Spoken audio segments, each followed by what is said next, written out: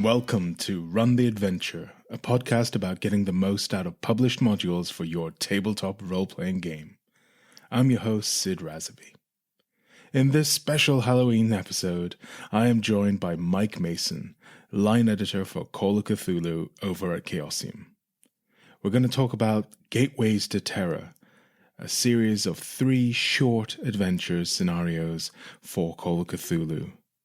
I got the chance to speak to Mike about what makes for a good demonstration game for Call of Cthulhu and some tips for new keepers.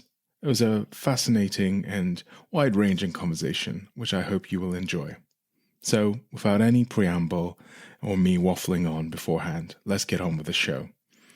The following content is aimed at games masters or players who want to be games masters. Interview with the games master. For this episode, I'm joined by Mike Mason from Chaosium, lead head of product for the Call of Cthulhu, and we're going to talk about Gateways to Terror, a collection of scenarios aimed at the new keeper. Each of these scenarios is designed to be run in a convention demonstration game, which typically is about an hour, although it can be expanded. And from my own personal experience, none of them could run in an hour because they usually take me longer with my players to get through. And the 3 scenarios that we're going to talk about included in the book are the Necropolis, What's in the Cellar, and the Dead Border. So without any further ado, Mike, welcome. Welcome to Run the Adventure. Thanks very much. Great to be here. So you've been head of Chaosium's Call of Cthulhu division for a little while now, since the recent takeover. Maybe you could give listeners a quick intro, as it were, to how that came about and what you've been up to, as it were. Sure. Well, it's actually more like 7 or so years ago now. Basically, the owners of Chaosium decided it was time to have a kind of a restructure internally in terms of the kind of day-to-day management. And that included themselves taking a bit more of an active role again in the company. So Greg Stafford, who is a well-known game designer for creating games like RuneQuest and so forth, and Pendragon. Fortunately, he's passed on now, but him and the others basically brought in a new management team around about 7 years ago to Chaosium. And I had already been there for just over a year and a bit, starting to kind of get to grips with the Call of Cthulhu line, which was like 30-year-old line. And with the new kind of refocus, we were able to kind of put more resource and focus into that, reinvigoration of the game line. And effectively, that's what I've been doing ever since, is basically working as the kind of the creative director for the Call of Cthulhu tabletop roleplay game line, working as, the commissioning editor, art director on some books, lead writer on some books, but basically having a tentacle in every book to some degree, assisted by my able colleagues such as Lynn Hardy and Nick Nicario and many others, putting the Call of Cthulhu books together. And one of those new books, some time back now, is the 7th edition of the Call of Cthulhu game itself. And to me, it's a vibrant edition. It's streamlined rules, a lot of things that make playing the game, running the game much easier, much more straightforward, gets at the real heart of what the game is about. So I've really enjoyed this update. There's a couple of rules where perhaps I don't use them as often, chase rules, for example. But it's been a really revitalized edition. How has it come across to the player base? It feels like there's a lot more Call of Cthulhu out there happening. Yeah, I think well, thanks for your comments on the new edition. That's nice to hear. It's as I say, the game. Well, now we talk about where we are today. The game is over 40 years old and had been through a kind of a series of editions. Although the edition changes were very, very minor. The game was continued to be very playable across any edition. Even if you bought a new scenario, you could play it with first edition more or less. the rules. There weren't the kind of massive edition changes that you see in many of the kind of popular role playing games. So 6th edition was the first real kind of major change, although at the time and now it's still completely backwards compatible. It wasn't a radical change. It was, as you say, we were kind of smoothing the rough edges of the initial system and building in some new, a little bit more player agency in terms of some of the mechanics. And as you say, speeding up certain elements of the gameplay or making them a little bit more concise, and really trying to focus down on what the core, game is of Call of Cthulhu, which is a horror mystery game. So building in certain new rules like pushing the roll and so forth to try and really help to kind of tighten the mechanical tension within the game that kind of emulates the tension in the actual play space. But it was released 8 years ago now. About 7 years ago, and it has effectively re-energized the player base for Call of Cthulhu. Not only the kind of long-term players and fans of the game, but also because one of the things we did focus on was accessibility for new people coming into the hobby or just coming to Call of Cthulhu as a new role-playing game. We wanted to make it more accessible and easier to understand and more logically laid out and all that kind of thing.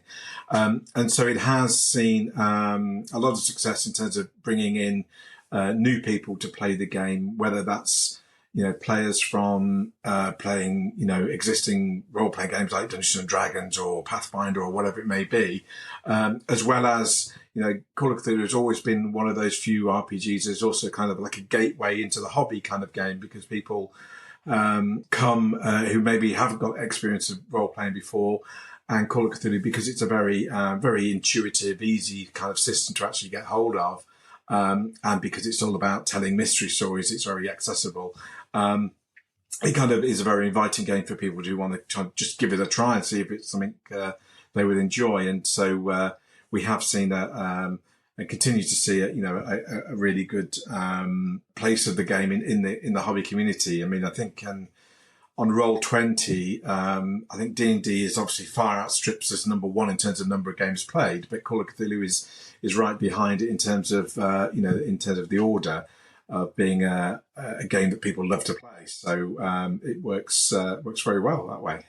Yeah, I think it's interesting you bring up Roll20. I got back into running games during the pandemic, and because I had some young kids and they kind of restrict what you can do with your free time somewhat. But if you're home all the time in the evenings and you have access to online platforms like Roll20, you can organize games pretty easily nowadays. One of the things that drew me to Call of Cthulhu on Roll20 was the support that Chaosium have already got there in terms of packages. So you can get the Keepers collection, and I think Gateways to Terror is on there as well, as is Mansions of Madness and a few other scenarios. So, and they come out pretty nicely because the packages include the stuff for the Keepers.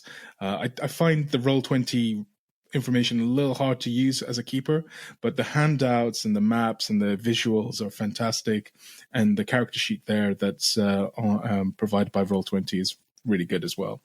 So it makes a lot of things quite streamlined. I would recommend it to listeners who haven't tried it. The other thing I was going to pick up on what you said regarding the 7th edition rules is that the backwards compatibility with a little bit of conversion, because you've streamlined one aspect, is that everything is including characteristics on our percentages, which I think makes things a lot easier with the mental juggling you have to do with numbers sometimes. And I'm actually started running an old campaign book using 7th edition rules called Curse of Cthulhu, which is repackaging of another older campaign, The Day of the Beast, and all that. And it's just fluent. And ultimately, the rule system tends to blend into the background. The story and the narrative and the way the adventures are put together seems to be what's important, which is a long-winded way of moving on to the topic for this discussion is Gateways of Terror, a collection of scenarios that I believe they were all demonstration convention games before, and they were put together. Maybe you could tell listeners a little bit about the book and what's included in it. Yeah, sure. I mean, yeah, you're quite right. The three scenarios were all designed initially to be a kind of a 1 hour first taste kind of demonstration game that we could run at various conventions around the world. And because obviously, if you're new to a game or if you're new to the hobby, you may not want to commit to a full kind of 4 or 5 hour slot to kind of, see whether you like the game or not. So an hour seemed about right to kind of get a good taste and get enough of an experience to get a feel for whether the game is, something you'd enjoy playing more of.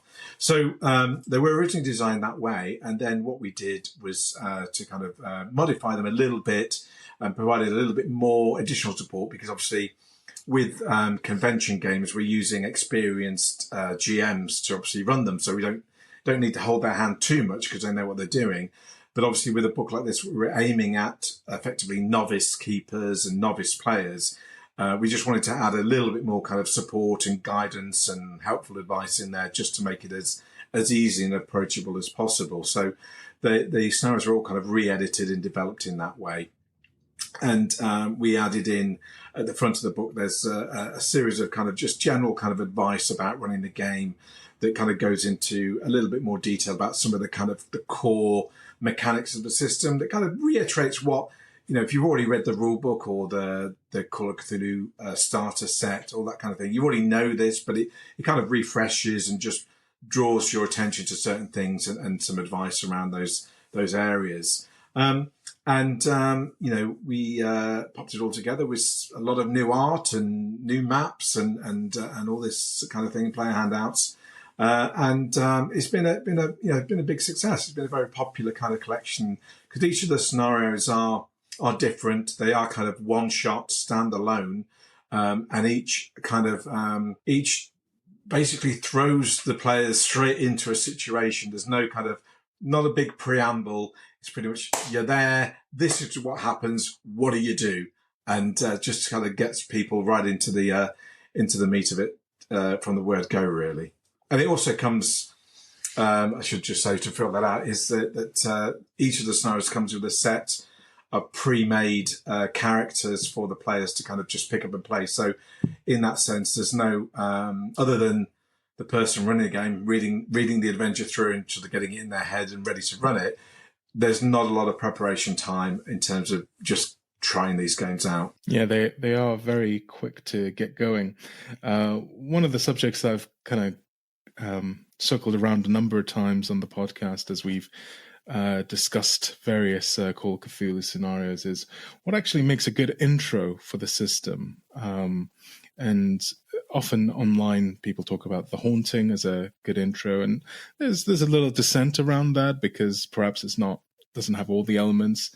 Some people talk about The Darkness of the Hill being good for D&D players. I was a little bit dubious about that when I looked at that, although it's a fun enough scenario with some problematic elements in it. But from your point of view, as you're kind of publishing these scenarios, what are you looking for as a good intro for Call of Cthulhu? It's really a case. There's a couple of things really. One is an engaging kind of story that kind of thrusts the kind of the narrative, up to the players and gets them to kind of respond and react and to act, basically, that to do things, and so they feel involved in the storyline rather than passive observers to it.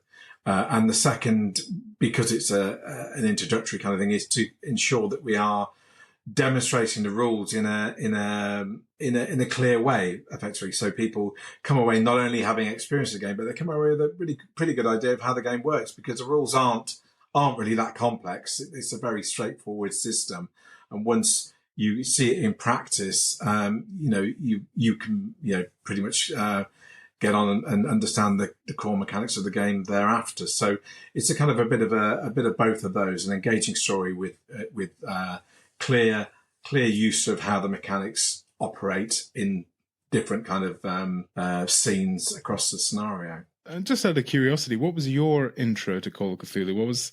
Do you remember? It might be going back a few years. Might be going back a while. Yeah, it's about 1983 to 82 or 83. And my introduction, I mean, I was already a role player. I was already playing many other systems before Call of Cthulhu came out. And a friend of mine at school basically turned up one day with the rule book and a scenario collection, one of the very early first stuff. And I'd always been a big kind of fan of horror and horror films and horror fiction and reading that. And role-playing games hadn't really ever done that. It was very much about fantasy or sci-fi. That was it, really. That was your choice. You could do fantasy or sci-fi and maybe something else. But no one had really done a horror role-playing game. And so when I kind of discovered that, it kind of hit my button in terms of that's the thing that I really enjoy. I wonder how it works, and it just kind of pulled me in, and I kind of was hooked from there on. Really, it kind of changed the paradigm of role play for me in terms of role play. For me, up until that point, it had all been about we go to make our characters big and strong and gather as much treasure as we can and kill everything we meet, and we all become these superheroes. Whereas Call of Cthulhu is about regular, normal people. They're not superheroes. They don't have many hit points. They're not these superheroes at all. And it's about that kind of the fragility of humanity in a sense. And so, and when you're faced with that, it means you don't rush to get into combat with things. So it's not a combat game. It's actually a combat. It's actually it's a game about story where actually it's about trying to be clever and think about how can we deal with this situation, which could be a monster, but it could be something, something else, a bizarre kind of happening or whatever, or a human villain of some kind. How do we solve this without getting out, knives and swords and guns and things? How do we do that? If we, clearly the monster is going to eat us alive if we even go and, touch it. So we can't, that's not an option in this game in a sense. So you have to kind of find alternatives, and in a sense it becomes a little bit more real in terms of the setup. It's less kind of fantastic in that sense, and you're dealing, in a kind of a model of the real world setting. So you can't just wander down the street punching who you like, because there's consequences just like in real life, and so on. So that all appealed to me, that kind of sense of reality the game kind of creates, that I just found was, really hooked me in that sense, in that way. Yeah, absolutely. I think the notion of ordinary people in extraordinary circumstances is at the heart of the game, and often the horror genre as a whole. And it's not so much, although sometimes it is a little bit more relatability of the characters, but it's also just the restrictions make good stories. The heroes or the player characters having not having access to superpowers or magic or anything else. Although there is elements of that within, but everything's at a very high cost. Even firearms are pretty costly. Yeah. Nothing is like real life. Nothing is actually easy or free. Mm-hmm. There's always a consequence, and the game kind of tries to mirror that to some degree in terms of not only in the storylines but in the mechanics as well. So there's a personal cost usually to, if you want to get something extra, there's a cost in that normally. Some of my favorite moments within games of Call of Cthulhu is not when the Eldritch horror appears and the Shoggoth kills you all or whatever, but when the tension unravels the player characters, and something mundane actually harms them more than the supernatural. I think there, amidst the ancient trees, there's a scene in that where a strung out individual shooting at the player characters, and in one playthrough of that I had one of the player characters just get shot dead, and it wasn't anything about the tree or Glaki or anyone else that resulted in this death, but it was just one human being with a firearm, and I thought that was a pretty powerful moment. Yeah, I mean that's one of the the joys of a story-based approach to gaming, is the fact that you can, particularly with the kind of the genre that this sort of works in, it kind of enables you to kind of create these moral dilemmas for the players and the player characters. There's two choices they may have to kind of solve something, and one choice is bad, and one choice is also bad. So which is the lesser of two evils?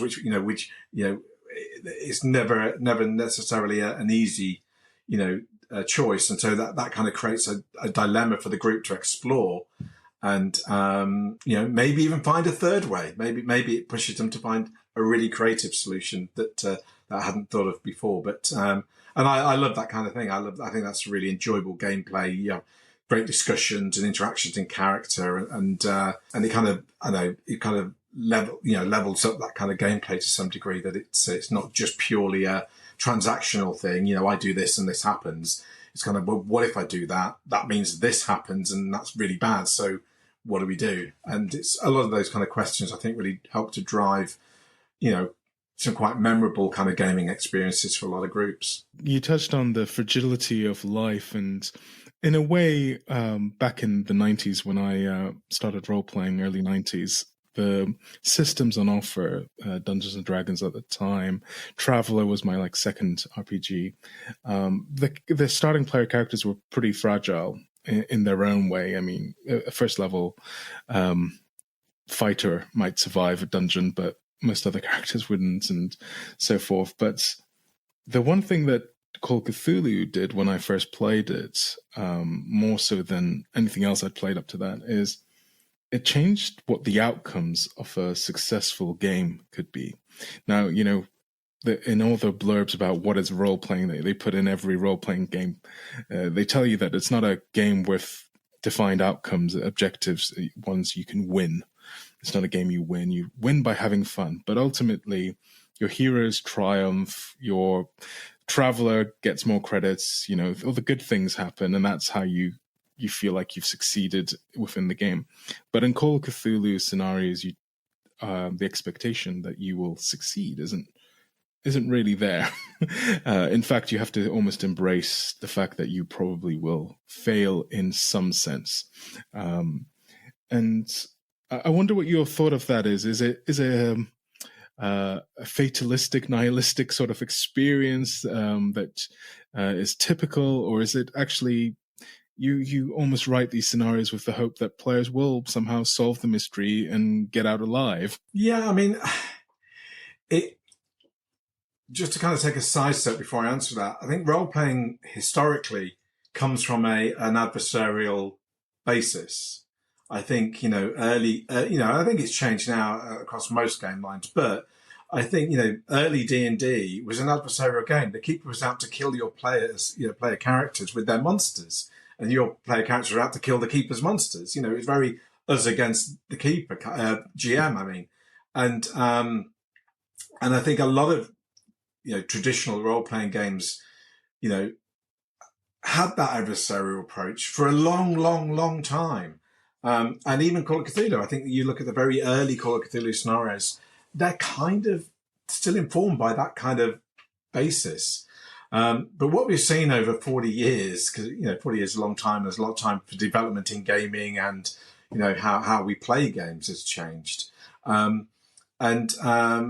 So now I think there is, in one sense, it comes down to Call of Cthulhu can be many things. It isn't just one thing. And so it can be as a style, I should say it has many different styles of play.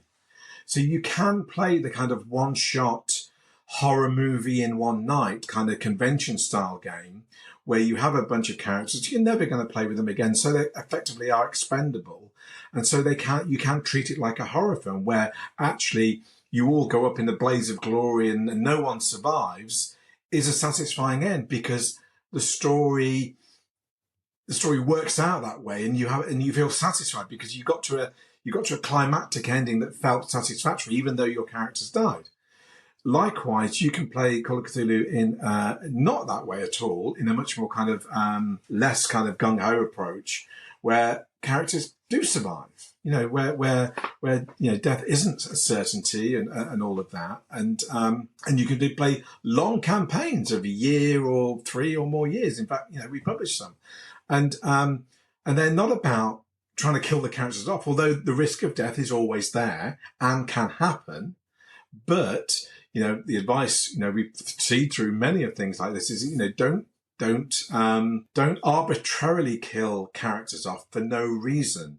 If it serves a purpose in the narrative of the story, if it has meaning in the story, which includes meaning for the player playing the character, then fair enough. That's a legitimate kind of reason. However, don't just, you failed the climb roll, you've fallen to the bottom, you're dead. I mean, 'cause that's just dull and no fun for anyone. So at the end of the game, it's meant to be a game of fun. So, I think it's important to kind of understand that you can play Call of Cthulhu in different ways, and it comes down to what is the consensus of the group. Do you want to play a kind of very gung ho kind of type of game, or do you want to play a much more considered, slow burn kind of thing, where actually the focus is much more on investigative kind of play, and the horror creeps in and seeds in over time, but it isn't directly in your face every 5 minutes, that kind of thing. And so it does account for different and variable styles of playing that way. And I think that's I like that. I like some days if I'm running a convention game, people kind of expect they want to get their characters to get eaten by Mike Mason kind of thing, and that's fine. But that's their expectation. Whereas if I'm running a campaign, my players aren't looking to get killed in the first session, because that's again just a bit dull. They want to invest in their characters and develop them and build them and find meaning in the game in that way. So I think that's for me an important driver in that way. Kind of taking that different ways of playing it and taking that very first scenario in this collection, the Necropolis. And just, this is a spoiler-ridden podcast. I usually put up front a little warning for listeners that if you're intending to play these things, probably best to switch off before we get going. So don't feel they have to hold back. But in this particular scenario, you have a very Indiana Jones style setup. You've got a pyramid, you've got a thing buried inside, and it feels quite pulpy. And I guess my question to you really is, what makes a scenario in your mind more pulpy than traditional?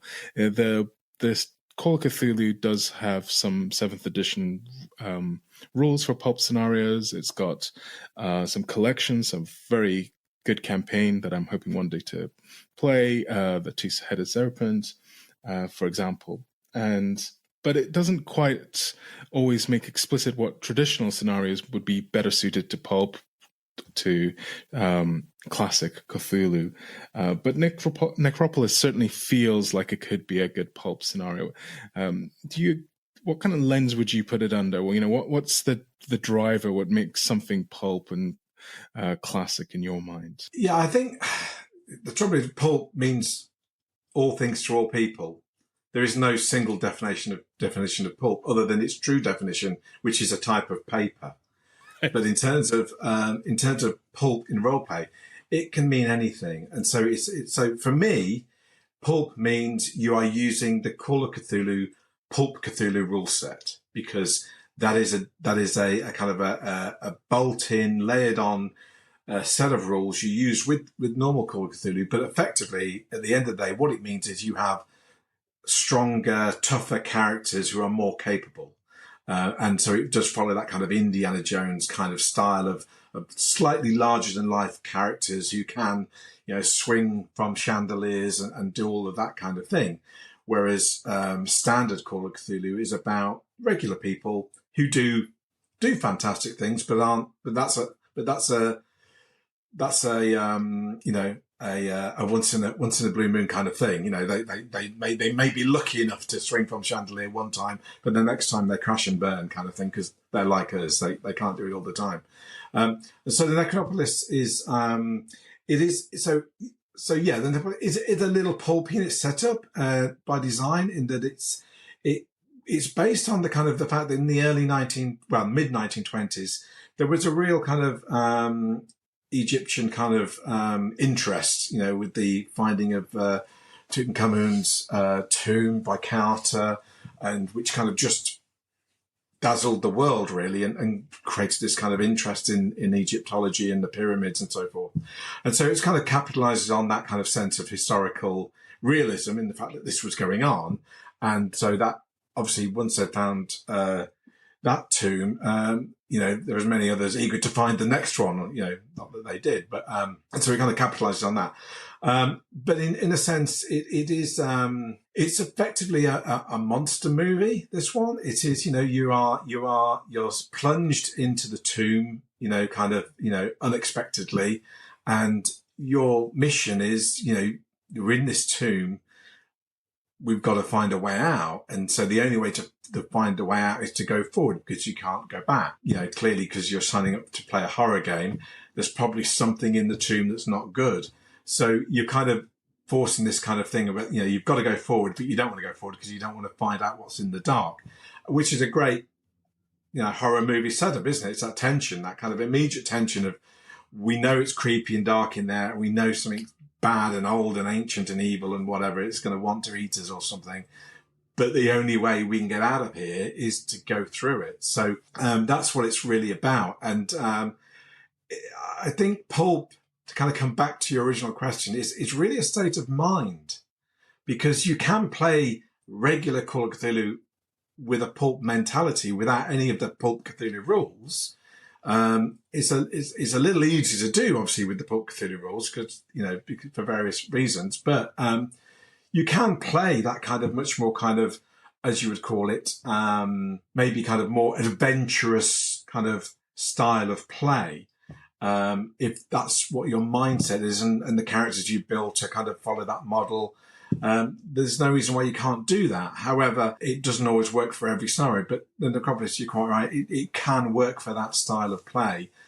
Equally, it can work for a bunch of investigators who are very nervous, who aren't gung-ho, who really, aren't equipped for this kind of situation, just find themselves thrust into it, and they've got to use their smarts to kind of find a way out. It doesn't have to be pulpy. You don't have to play it that way. So I think it's very much a kind of, what is the kind of, where is your head at in this, on that scale? If you and your players are kind of into that kind of pulpy kind of vibe, then it will work with it. If they're not, it will work without it. One of the narrative devices used, and I really like the way that Necropolis does it, because the archaeologists, the investigators going into this tomb are betrayed by the locals who are part of a cult, and so they're trapped because they've just been betrayed, and the stone falls. And being trapped is a recurring theme in these scenarios. It's in fact the one thing that kind of binds them together. In the second scenario, What's in the Cellar, you have a cabin in the woods scenario, which is another staple horror trope. And it's good to hit these tropes, I think, if you're introducing players to a horror RPG, because expectations are these things. But it raises a question for me, which perhaps isn't as important in a convention game than it is when players take this and run it for their home group, which is that sense of player agency, that sense of it's great that you start in media res, the players are thrust into the action, there's no preamble, there's no shopping trip beforehand, they're thrust into it, but then they can't get out, except, as you say, in the Necropolis, by going forward, in the What's in the Cellar, by resolving the mystery, effectively, if they survive. How do you kind of balance that need for, well, this is a stitch up, I've got no choice here, to actually, this is how we're going to get the action going, particularly for these kind of scenarios? There's a number of answers, but the simplest one is it's a horror game. And, that's what you should be telling your players before they even commit to playing. So this is a horror game, and it's going to be like a horror film. And so, it plays to that trope. You are trapped. And as you say, it's a setup. Yeah, but every horror film is. It's otherwise, if everyone could just go where they liked all the time, and the first thing to do is, in every horror film, if it was realistic, everyone would run away from the monsters, rather than, try and solve the day or defeat them in some kind. Yeah, the horror is basically the ideal, because the nature, the format of these scenarios is that they are beginner and also there's a time constraint on them because, we could have, each of these scenarios could easily be a full length scenario playable maybe in 4 hours, maybe more likely in 2 sessions of 8 hours, maybe even more depending on, the group of players. And that's not what we wanted. We wanted people to be able to play this and come to a satisfactory conclusion in one evening, and if it's with new players, they most new players aren't expecting a 4-hour game. And even if they're board gamers, it's probably an hour, 2 hours at most. And then it's kind of like, oh, it's probably time for bed, or I need my cocoa, or whatever it may be. So they need to be constrained in that way. So having them as effectively single locations means all the focus is on the one room or the one location. And so, and literally putting walls up around that location means that the players can't, go off track. And because it's very easy in Call of Cthulhu, as if you play like a standard normal game where the players can go wherever they like and do whatever they like in theory, they can, turn left when they all need to go right, and the scenario's right and they go left, and then you're working out, well, what do we do to make that work? We didn't want to give a new keeper that dilemma. Experienced keepers can handle that kind of stuff. They're used to it, and they can make a scenario work for them in that way. But a brand new keeper, which this book is intended for, we didn't want to make their life hard. So again, there's a natural kind of a constraint to the construction of the scenario, and in terms of the design of the narrative within that, to make it easy to run and allows the players to focus down on what's important, and hopefully have an enjoyable experience with some sort of conclusion within an hour, 2 hours. And that was kind of almost, if you imagine, that's the brief for these scenarios.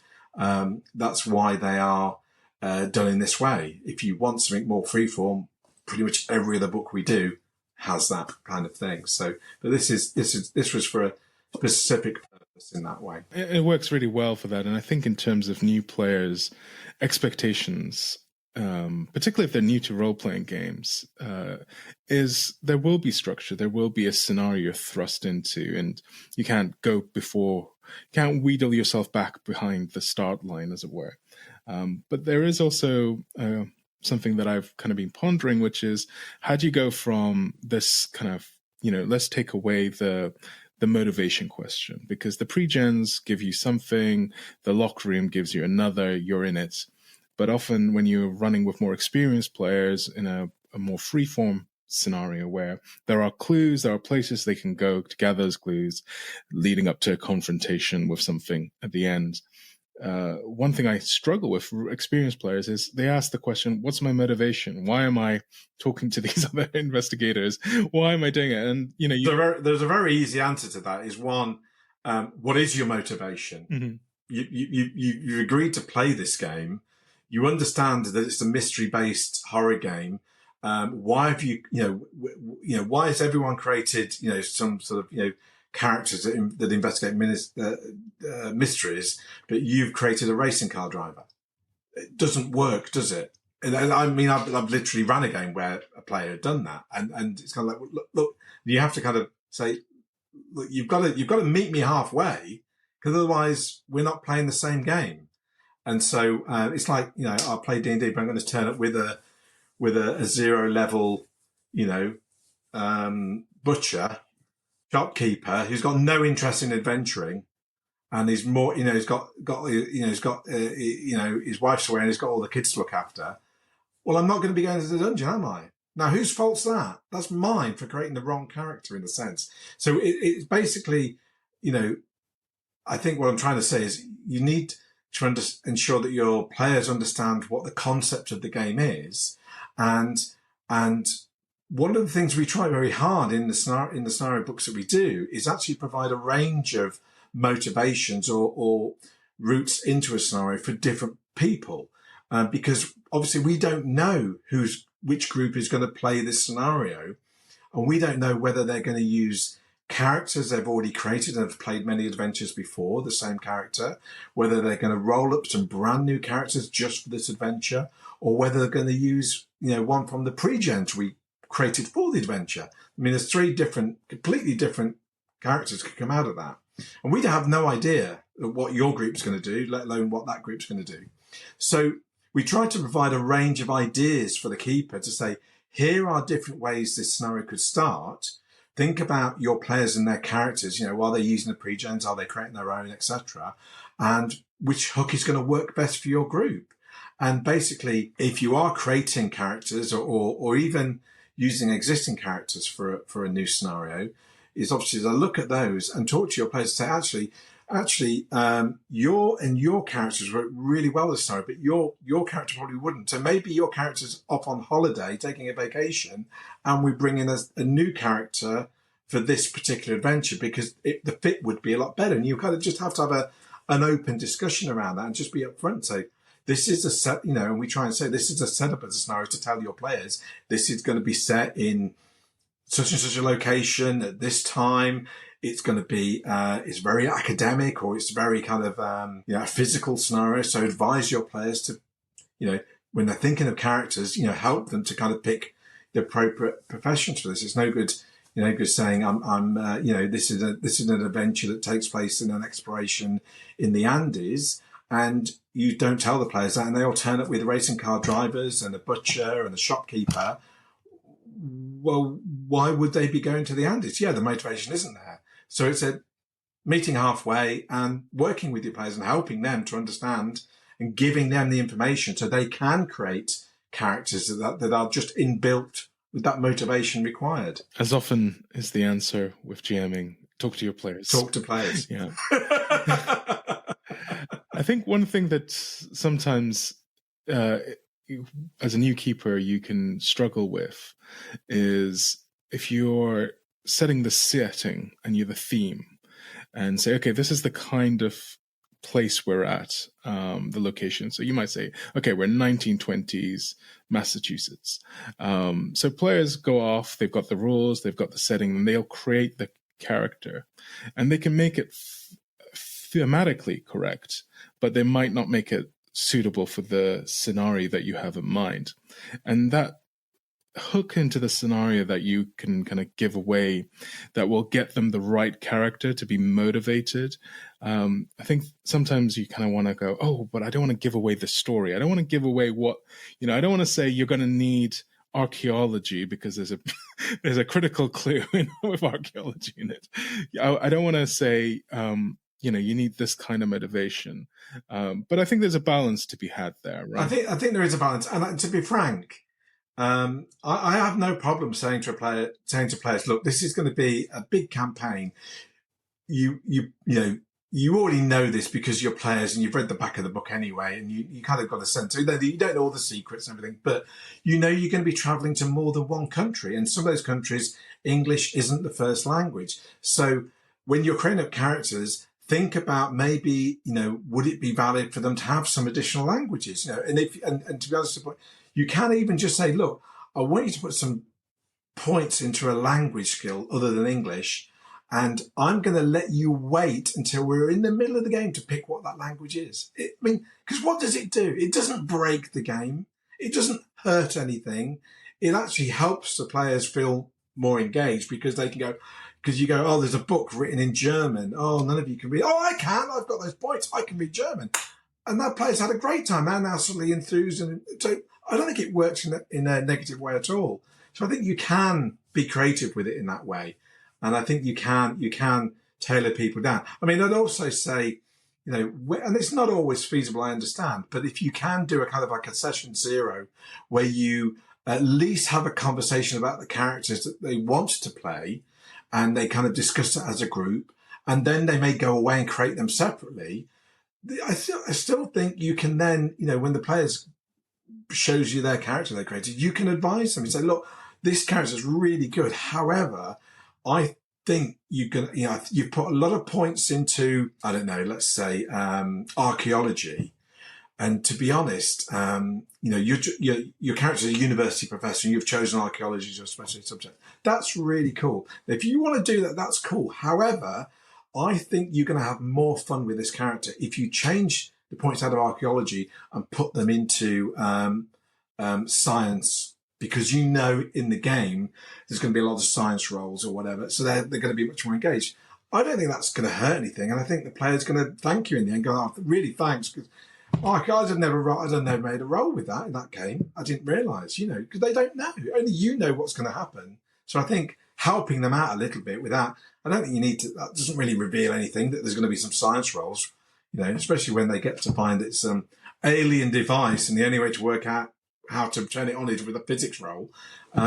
It's going to hurt the plot. I think don't worry about that. I think the idea that characters can be well suited to the adventure, and that's part of the contract that you have with the players, is that they will roll up characters that will be guided by you. They'll be their characters, but you can nudge them towards the right kind of characters that's going to do well in this scenario. And you don't have to, roll 3d6 and assign randomly and just expect everything will fall into place. No, exactly. And speaking of Session Zero and some of the elements that often come out in a Session Zero, which for these kind of convention scenarios, you might not have a full Session Zero. You might just have something at the top about, the expectations for it.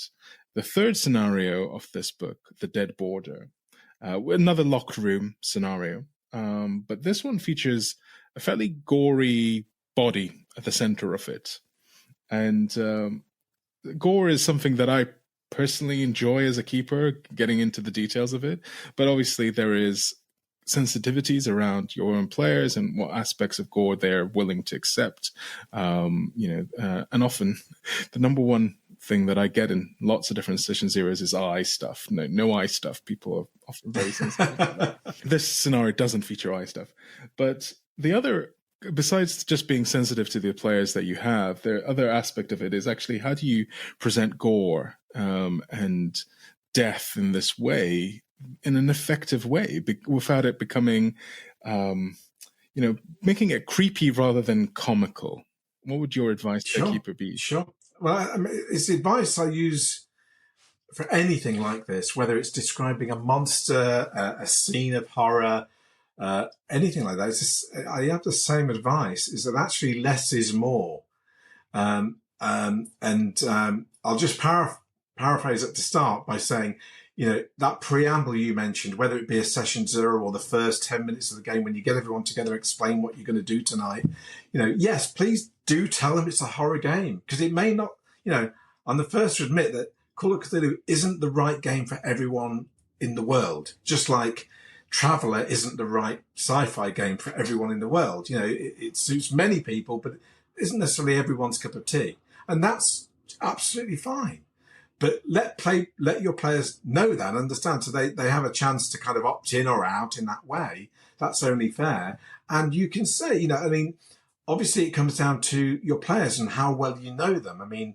If you're playing with a bunch of friends you've known for all your life, you probably already know the level of sensitivity. So it's a very quick kind of, hey, by the way, guys, this is going to be pretty gory. Is that okay? And they'll go, yeah, because they've all been watching horror films with you since the age of 10 or whatever. So that you know them. However, if it's a bunch of people you don't know so well, or, you don't have that shared experience of that kind of thing, then saying up front, this potentially, it's a horror game. So it does kind of features, kind of like a death scene at the start. And, are you okay with, do you want me to kind of describe that in detail, or are you okay for me to kind of glance over that and maybe fade to black when things get a little bit too kind of, gory, and kind of get take the temperature of the people in the game. So I think that's obviously always worth doing, particularly with a horror game, just to kind of get that kind of sense of what your, lines and veils are in that sense. But when you're actually running it, and I think that less is more is important. And the reason I say less is more, it's very simple. Horror, one of the the most significant fears that we enjoy or hate as humanity is fear of the unknown. And when we don't understand something, or we don't really get it, it allows our imagination to fill in all the gaps. And our personal imaginations are far, far more vivid and scare generators than anything that I can say. Anything that, me describing a Shoggoth is not scary, but me describing it in small little patches that leave enough room for the player's imagination to fill in those gaps is far more scary. So the same applies to a description of a gory scene. Is that you can give the baseline. There's a body there. There's blood. They clearly look like they're dead, and it looks it's a pretty horrible scene. And you could leave it there depending on where the player's temperature level is with that kind of description. I mean, that's fair. I mean, to be frank, that's pretty mild. I can watch children's TV cartoons and see far, far worse than I've just described. So, I am pulling back here. But again, it's really kind of, just saying there's, maybe not describing it that way at all. Maybe saying there's a still form on the floor. And then leave a pause. Let people, what form? What do you mean, the form? And you said there's blood pooling around it. And then you leave a pause and let the players fill in the imagination. And then you say, yeah, it's looks like a man's body face down, wearing a suit. What do you want to do?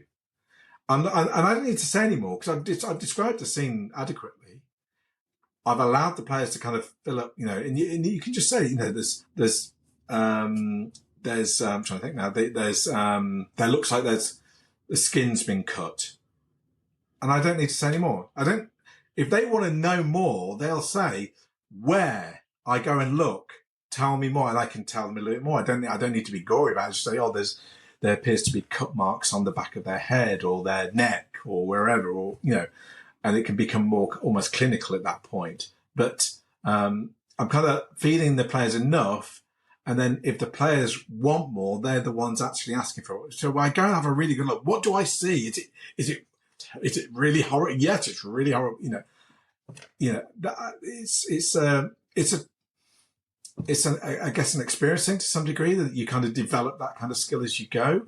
And it's the same for presenting monsters. Never describe the monster fully. Never say its name out loud. A deep one is never a deep one. It's a thing, a phantom-like form coming out of the ocean waves, which is far more scary than me saying it's a deep one. So choosing your language, drip feeding it, less is more is my answer to anything like that. One advice I would give is to use your words as hooks for the imagination. Just drag the players closer to and let them put it into stereo, put it into multiple colors. You don't need to add all the. When you start doing other details, you miss. Your one real kind of prized tool as a GM, as a keeper, is your voice, and changing your voice. Lowering the volume, talking slowly, talking fast, pacing, the accent you give, and the hooks, the word hooks, and are all your golden tools for how to do this. And again, it's practice and experience, but it's quite easily done once you can get past running the game and focus on your presentation. In a sense, you can start to really kind of build that kind of stuff, and your players will, hopefully respond well. Very good advice. We've talked about advice for keepers.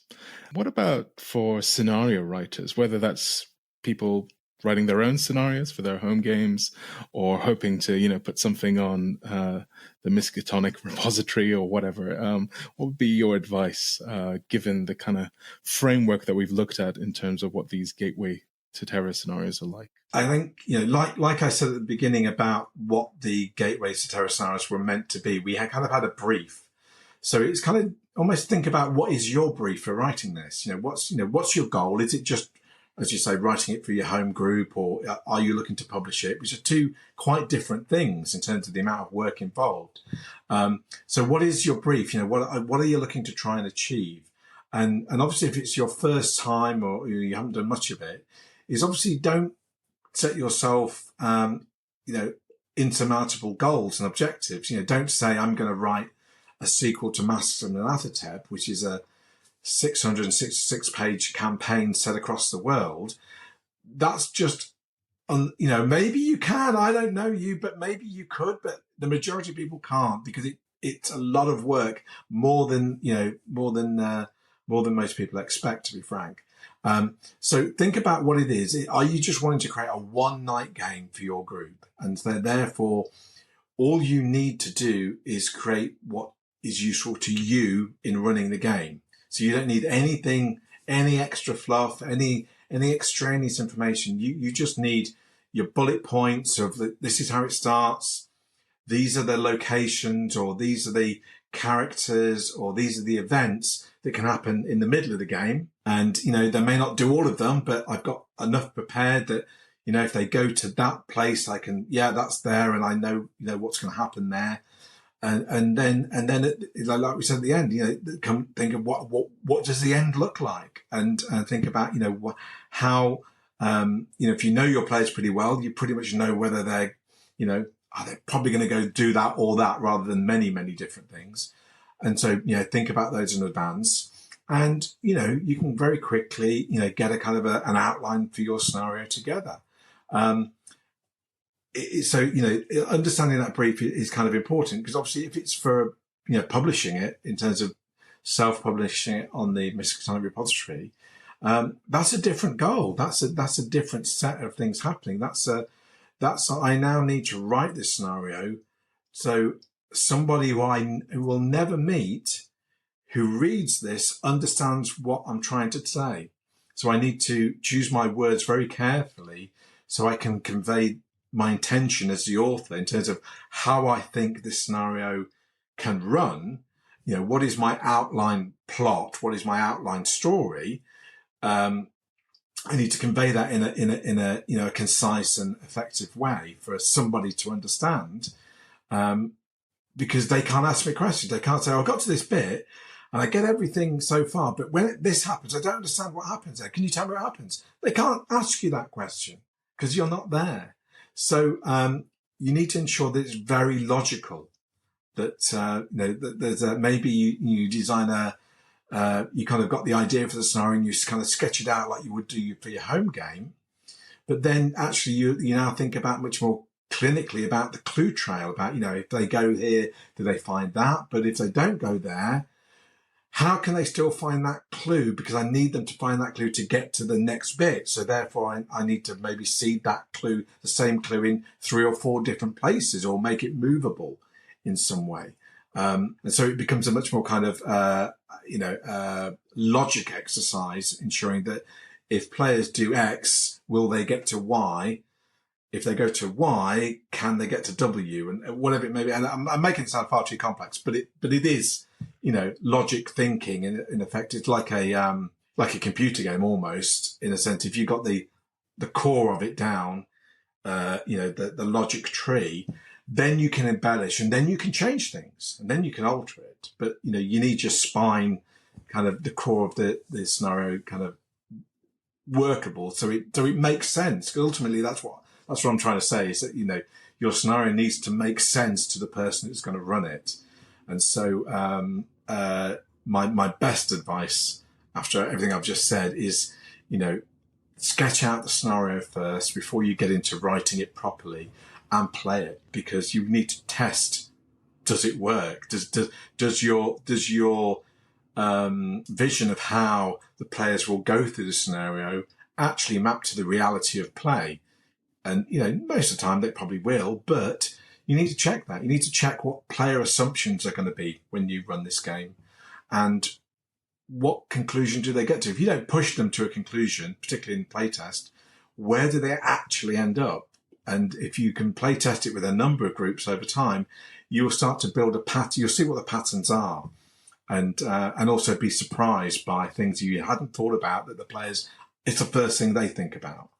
And so that's really. But I mean, if you're really into the kind of the publishing angle, then there's a lot of support and help you can get into. There's Facebook groups for Miskatonic repository writers. There's experienced people who have published stuff who are more than happy to kind of help and give their advice as well.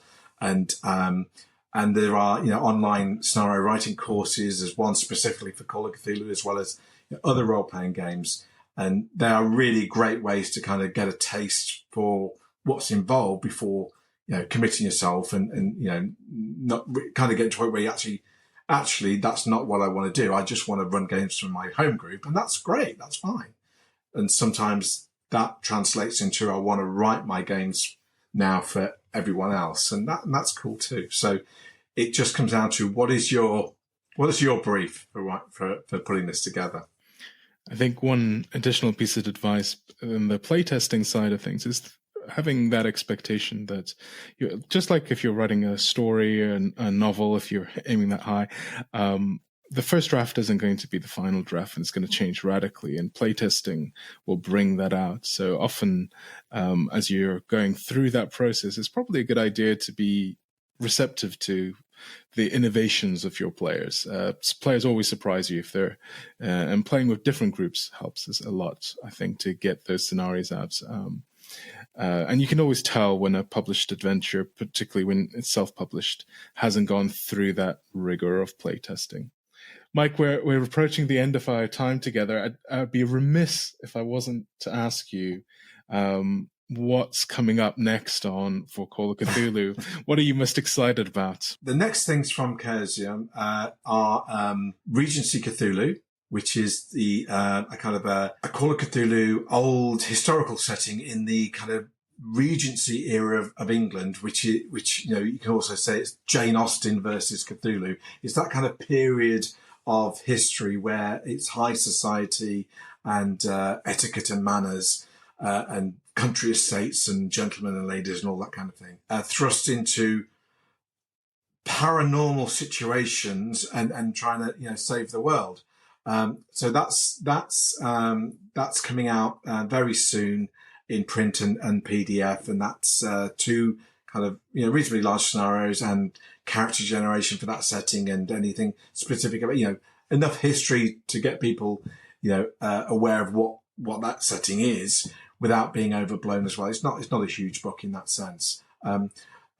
We've also got the new Rivers of London role-playing game coming out a little later, but before the end of the year, which is obviously the game that's based on the series of novels by Ben Aranovich, set in, starts in London, but then goes elsewhere around the world, which are kind of like an urban paranormal kind of adventure. So it's not Call of Cthulhu. It's a different game, but it is a version to some degree of the Call of Cthulhu rules. So if you already play Call of Cthulhu, you will very easily translate to the rules for Rivers of London.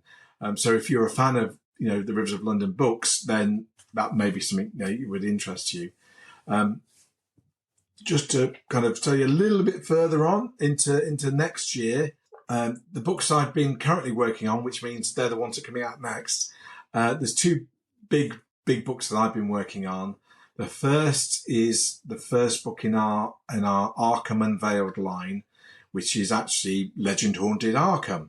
So this is the source book for the fictional town of Arkham, Massachusetts, where a lot of Lovecraft stories, the original kind of fiction was set, which highly details the inhabitants and locations in this place, and is literally dripping with adventure seeds and strange things going on, and is effectively a massive sandbox you can use to run a campaign, or as a base of operations to use with published scenarios set in that kind of vicinity or move to the vicinity. So that's one. It's quite a big a lot of work that I've been doing. The other one that I'm currently working on now is the new edition of Cthulhu by Gaslight. So, which is Call of Cthulhu, but in the late Victorian era. So, that kind of 1880s through 1890s period. Queen Victoria on the throne. And so, this is a brand new edition. Actually going to be two books with a player-facing book, which sets out a lot of the background material, character generation. It's got a version of the core Call of Cthulhu rules within it, so it's very much like a player handbook in that sense. And then there's a Keeper Gaslight book, which is adventures and all the secrets you don't want players to know, all the adventure ideas and all the kind of strange characters you could meet in the game, kind of thing.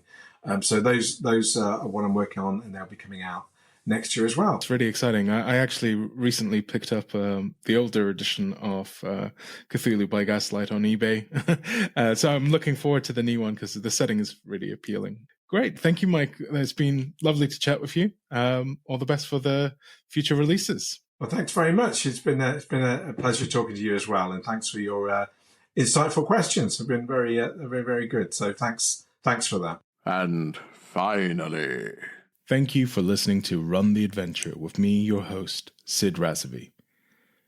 As always, I appreciate your feedback, questions, or thoughts on this episode. Details to how to get in touch with me are in the show notes. If you'd like to support the show, please do consider posting a review wherever you get your podcasts. It really helps get the word out and encourages me to keep recording. If you'd like to help with the cost of the show and support the show, there is a Patreon to do just that. Again, there's a link in the show notes. Until the next episode, may your adventures run fantastic.